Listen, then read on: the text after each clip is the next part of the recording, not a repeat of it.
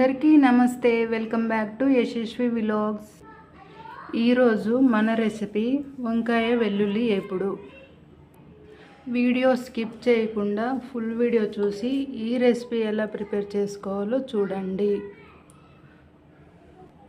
వేడి వేడి అన్నంలోకి వంకాయ వెల్లుల్లి వేపుడు వేసుకొని తినండి. టేస్ట్ సూపర్ ఉంటుంది. ఇంకెందుకు లేటు, ఈ రెసిపీ ఫుల్ వీడియో మన ఛానల్లో చూడండి. ఇప్పుడు వంకాయ వెల్లుల్లి ఎప్పుడు ఎలా తయారు చేసుకోవాలో చూద్దాం. వంకాయ వెల్లుల్లి కారం కోసం ఒక 3 ఉల్లిగడ్డలు, ఒక ఎల్లిగడ్డ తీసుకోండి.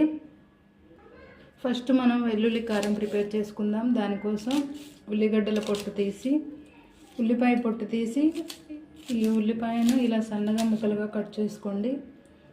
అండ్ అలాగే ఒక 10 ఎల్లిపాయల పొట్టు తీసి పక్కన పెట్టుకోండి.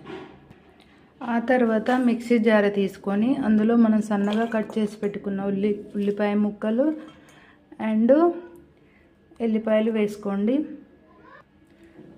తర్వాత 2 చెంచాల కారం వేసుకోండి మరియు 1 చెంచా ఉప్పు వేసుకొని మిక్సీ పట్టుకోండి.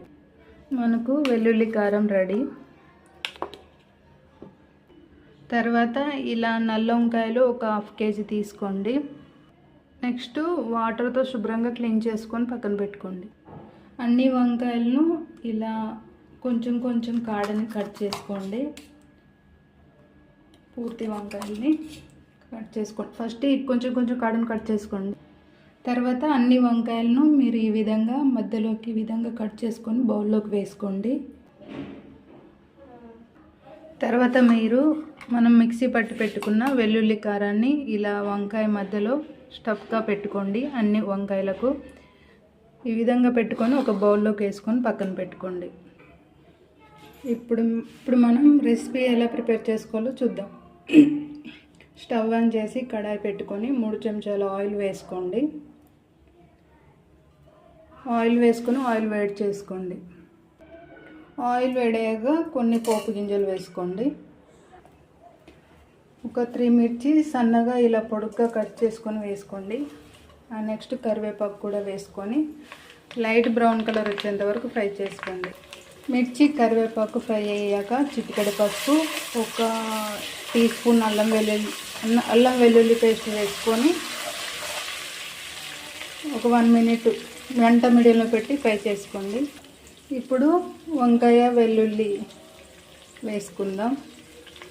వేసుకొని మంట మీడియంలో పెట్టుకొని వంకాయలు మంచిగా ఉడికేంత వరకు ఉడికించుకోండి.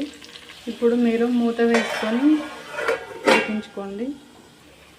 మంట మాత్రం మీరు మీడియంలో పెట్టుకొని మధ్య మధ్యలో కలుపుకుంటూ ఫ్రై చేసుకోండి. మంట హైలో పెట్టుకుంటే మాత్రం మీకు వంకాయ సరిగా ఉడకదు అండ్ అడుగు మాడిపోతుంది. అందుకే మీడియంలో పెట్టి ఈ రెసిపీ చేసుకోండి.